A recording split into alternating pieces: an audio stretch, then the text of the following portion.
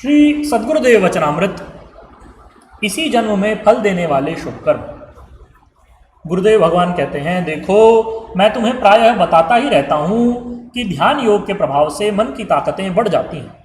यम यम चिंतयते कामम तम तमाप्नोति निश्चितम। ऐसी अवस्था में साधक जो जो कामनाएं करें सब पूरी होने लगती हैं। जिला पानीपत में कुराना में एक लड़के ने मुझसे योग दीक्षा ली। अच्छा ध्यान चलने लगा। उस लड़के ने ध्यान में देख करके रोहतक में सट्टा लगाना शुरू कर दिया। 2-3 दिन इसी प्रकार सट्टा लगाता रहा। उसके पास 30-40 हज़ार रुपये हो गए। तीसरे दिन ध्यान में बैठा तो प्रभु जी कहने लगे कि अरे तूने ध्यान को व्यापार बना दिया। उस दिन से उसके दर्शन और अनुभव सब समाप्त हो गए। मुझसे कहने लगा कि गुरुजी मैंने ऐसे ऐसे किया, अब मेरा ध्यान नहीं लगता। मैं ये बात तुम्हें क्यों बताता हूँ? देखो उसने ध्यान का दुरुपयोग तो किया किंतु मन की एकाग्रता काम तो आई। एक ब्राह्मण गायत्री का जप किया करता था। श्री प्रभु जी के चरणों में आया। प्रभु जी ने पूछा कुछ कभी अनुभव हुआ? वो कहने लगा 20 वर्ष से जाप कर रहा हूँ किंतु अब तक कोई अनुभव नहीं हुआ है। प्रभु जी ने सिर पर हाथ रख दिया और कहा कि बेटा ध्यान में बैठो और जाप करो। वो ब्राह्मण 3 घंटे बाद उठा और कहने लगा, प्रभु साक्षात गायत्री के दर्शन हुए हैं। प्रभु जी ने कहा आज तेरा गायत्री जपना सफल हो गया है। मेरा कहने का अभिप्राय केवल मात्र एक है कि राम नाम में शक्ति तो है किंतु उसे अपने अंदर बनाओगे तभी शक्ति है। एक व्यक्ति ने 60 अनुष्ठान गायत्री के किए किंतु ब्रह्म राक्षस लगा हुआ था। हमारे गृहस्थी ध्यानी बच्चे ने रोक दिया। इसका नाम है या निशा सर्वभूतानाम तस्याम जागृति संयमी। जो अपनी आंखों को बंद कर वृत्ति को भीतर की ओर लगा लेता है वो शक्ति को प्राप्त कर लेता है। जितने जितने ऊंचे संत हुए हैं सब भीतर की ताकत वाले हुए हैं। तुम्हारे गुरु भाइयों में भी ऐसी ताकत वाले अब भी हैं। बनारस के तुम्हारे गुरु भाई प्रमोद और विंध्यवासिनी हैं। एक बार वे कश्मीर में गुलमर्ग खिलमर्ग की ओर घूमने गए। वहाँ अचानक एक साधु निकल करके आया और इनसे कहने लगा कि भाई जी जय गुरुदेव। ये कहने लगे महाराज आप हमारे गुरु भाई कैसे? उन्होंने कहा कि तुम दोनों योगीराज चंद्रमोहन जी के ही शिष्य हो ना? उन्होंने कहा हाँ हम उन्हीं के शिष्य हैं। फिर उसने कहा यहाँ मुझे कई बार मारने को पाकिस्तानी आते हैं किंतु प्रभु प्रकट होकर के मेरी रक्षा करते हैं। ये क्या था? मंत्रोपदेश तो हम सबको बराबर देते हैं किंतु उसने कमाई कर ली। इसी प्रकार यदि तुम योगी बनोगे ध्यानी बनोगे तो सब बातें ठीक हैं। मान लिया तुम पढ़ लिख लिए ऊंचे अधिकारी बन गए। जिस प्रकार के कर्म का भोग चलता है वैसे वैसे भोग चलता रहता है। जैसे अभी हमें गीता पाठ करने की प्रवृत्ति है, ध्यान की प्रवृत्ति है, ऐसे कर्म अपने जैसे कर्माशय को तैयार करेंगे। इसलिए मनुष्य जन्म से ही ऐसा उपाय कर लेना चाहिए कि कम से कम मनुष्य जन्म मिलता ही चला जाए जब तक कि मुक्ति न मिले। देखो क्लेश मूलः कर्माशय दृष्टादृष्ट जन्म वेदनीय, अर्थात क्लेश ही कर्माशय का जनक है। और ये कर्माशय 2 प्रकार का होता है, दृष्ट जन्म वेदनीय और अदृष्ट जन्म वेदनीय। इसमें पुण्य कर्माशय को इस प्रकार से तैयार करना चाहिए कि जिसका फल इसी जन्म में मिल जाए। ऐसे कर्म को दृष्ट जन्म वेदनीय कर्माशय कहते हैं। देखो ये 5 उपाय ऐसे बतलाए हैं जिनका पालन करने से इसी जन्म में पुण्य कर्माशय अपना फल देता है। वे हैं सतु तीव्र संवेगेन मंत्र, बड़ी गाढ़ी लगन के साथ मंत्र जप करना। तीव्र संवेगेन तपः, तीव्र संवेग से तप करना। भूख प्यास को सहन करना, स्वल्पाहार करके तप करना।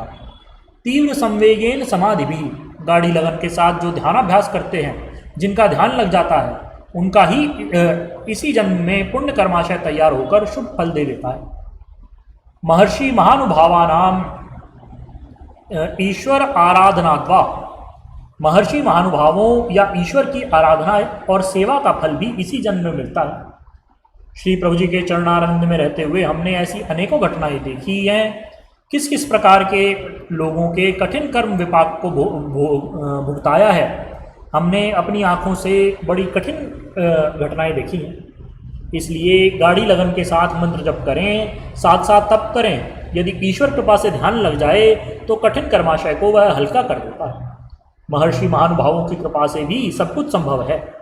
मार्कंडेय ऋषि का बालक था जिसकी अल्प आयु थी किंतु महर्षियों की सेवा किया करता था, उन्हें प्रणाम करता था। वे कहते थे आयुष्मान भव। उनका आशीर्वाद दीर्घ जीवन देता था और 16वें वर्ष मृत्यु थी किंतु भगवान शिव का अनन्य उपासक था। फलस्वरूप मृत्यु के दिन शिव के वरदान से उसने अमरत्व प्राप्त कर लिया। महाप्रलय में भी उनका नाश नहीं होता। मनुष्य लोक में प्रलय आती है तो इंद्रलोक चले जाते हैं, वहाँ प्रलय आती है तो गंधर्व लोक चले जाते हैं, वहाँ से पितरलोक चले जाते हैं और महाप्रलय में सिद्धलोक को चले जाते हैं। सिद्धलोक में प्रलय नहीं आती। श्री प्रभु जी की सेवा करते हैं, चिंतन करते हैं, उन लोगों के कठिन कर्म विपाक का जल्दी ही थोड़े में ही भुगतान हो जाता है। सवाई गांव में रहते हुए प्रभु जी ने अनेकों के कठिन संस्कारों को भुगतान करा करके बचाया। ठाकुर बाबूराम ने मरने के लिए अफीम का गोला खा लिया था, किंतु वह प्रभु जी का भक्त था। प्रभु जी उन दिनों ऋषिकेश आश्रम में विराजमान थे। उन्होंने सवाई में प्रकट होकर बाबू सिंह के हाथ से अफीम का गोला छीन कर फेंक दिया। इस प्रकार की अनेकों कृपाएं प्रभु जी अपने बच्चों पर करते रहते थे। समाधिभिर निवर्ततः, देखो हम लोग बाह्य जगत में मन को रखते हैं। हमारी बीमारी आएगी तो हमारे इस शरीर पर आएगी, जो भी दुख होगा इसी शरीर पर होगा। यदि मन हर समय भीतर ही रहे, समाधि में रहे, तो उसका भुगतान अंदर अंदर ही हो जाएगा। श्री प्रभु जी का हिमालय से आने का ऐसा ही कारण है। वहाँ पर हजारों वर्ष के सिद्ध हैं। एक 500 वर्ष वाले योगी ने महाप्रभु से कहा कि संस्कार काट देना अच्छा है या भुगतान करना। महाप्रभु जी ने प्रभु जी की ओर इशारा करके कहा कि रामलाल जी महाराज तुम्हारे प्रश्न का उत्तर देंगे। श्री प्रभु जी की अवस्था बड़ी छोटी थी, इसलिए वह महात्मा कहने लगा कि ये कल का छोरा हमारे प्रश्नों का क्या उत्तर देगा। वह अहंकारी था। महाप्रभु ने उन्हें बर्फ में नीचे जाने की आज्ञा दे दी, किंतु अन्य ऋषियों के प्रार्थना करने पर उन्हें फिर जला दिया। खैर, महाप्रभु ने प्रभु जी को आज्ञा दी कि तुम निर्माण काय से जाओ, तुम्हारे संस्कारी हमारे भक्त हैं, वे तुम्हारे द्वारा योग मार्ग में आएंगे। इसलिए कुछ दिनों के लिए श्री प्रभु जी चले आए। प्रभु जी ने अपने 20 शरीर धारण किए और जगह जगह योग प्रचार किया। समाधि के द्वारा संस्कारों का निवर्तन कैसा होता है ये भी तुम्हें समझाऊंगा। देखो, किसी को स्वप्न में अपनी मृत्यु दिखलाई देती है तो ज्योतिषी कहते हैं कि उम्र बढ़ गई है। कोई स्वप्न में देखता है कि शादी हो रही है तो फलादेश वाले कहते हैं कि आपत्ति आने वाली है। श्री प्रभु जी जिस समय अमृतसर में विराजमान थे, उस समय सत्संग बराबर चलता रहता था। उसमें एक व्यक्ति जिसका नाम मंगामल था, वह भी आया करता था। मंगामल की घटना का जिक्र मैं कई बार करता हूँ। उसके कठिन कर्म विपाक का भुगतान प्रभु जी ने ध्यान में ही करा दिया। गोपालानंद मेरे बड़े गुरु भाई थे, उनकी भी घटना मैं अपने सत्संगियों को बतलाता रहता हूँ। उनका कठिन संस्कार भी प्रभु जी की कृपा एवं ध्यान योग के प्रभाव से बड़े सूक्ष्म में कट गया। इन घटनाओं को मैं प्रायः सुनाता ही रहता हूँ। इससे आगे जो कारण शरीर में ध्यान लगाता है, अस्मितानुगत समाधि में कारण शरीर में संकल्प मात्र से कर्मों का भुगतान हो जाता है। इसलिए समाधि में बैठने वालों के भोग संस्कार समाधि ही में समाप्त हो जाते हैं। कठिन से कठिन कर्म संस्कार ध्यान योग में समाप्त हो जाते हैं। मलावन में एक लड़के को सर्प काटने का संस्कार था। प्रभु जी ने उसे ध्यान में पहले ही बतला दिया और ध्यान उसका अच्छा चलता था। सर्प काटने के नियत समय पर वह लड़का ध्यान में बैठ गया। सर्प आया और उसके शरीर पर घूम करके चला गया, किंतु उसे काटा नहीं, क्योंकि उस समय वह ध्यानस्थ था, भगवान विष्णु में लय था। इसलिए कठिन कर्म के भुगतान से बच गया। कठिन संस्कारों का जब भुगतान आता है तो प्रभु जी अपने बच्चों को बतला देते हैं। रोहतक जिले में एक गांव में गजाराम नाम का हमारा दीक्षित बालक था। प्रभु जी ने उसे पहले ही संकेत कर दिया था, किंतु फिर भी होनहार बलवान थी। उसे गांव के लोग हठात ले गए, क्योंकि उसके जमीन की नपाई आदि का काम था। खेत में ही सर्प ने काट लिया, वहीं बेहोश हो गया, उसे दिखाई देना बंद हो गया। प्रभु जी उसे ध्यान में कहते हैं कि यहाँ अमुक जड़ी खड़ी है, इसे उखाड़ करके इसका रस पी ले। उसने उसी प्रकार किया। उस जड़ी का रस पीते ही वह ठीक हो गया। ये क्या था? यह था समाधिभिर निवर्ततः। जिसका ऊंचा ध्यान चल पड़ता है उसको ध्यान ही में क्लिष्ट कर्मों का निपटारा हो जाया करता है। इसलिए देखो, जैसे संसार के धंधे किए जाते हैं वैसे ही धंधे की तरह समझ करके इसे करो। अपनी नियमानुवर्तिता का पालन अवश्य करो।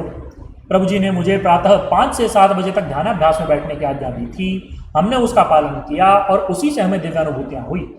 इसलिए हम भी अपने हर सत्संगी बच्चे को इसी नियम के पालन को कहते हैं। इसलिए देखो, भूलना नहीं, ध्यान से शारीरिक क्लेश भी हट जाएंगे और अंत में शुभ गति भी मिलेगी। जब तक मुक्ति नहीं मिलती, बार बार मनुष्य जन्म मिलता रहेगा। ध्यान में प्रकाश की स्थिति में रोग नहीं आते, सतोगुण में रोग स्वतः ही नष्ट हो जाते हैं। इसलिए ध्यान योग के अभ्यासी बन करके कल्याण के मूल साधन को करो। बस बार बार आशीर्वाद। बोलिए श्री सद्गुरुदेव भगवान की जय। परम प्रभु श्री रामलाल जी महाराज की जय। योगीराज अनंत स्वामी श्री चंद्रमोहन जी महाराज की जय। सदाशिव भगवान की जय। श्री वृंदावन बिहारी लाल की जय। श्री शंकर भगवान की जय। हर हर महादेव।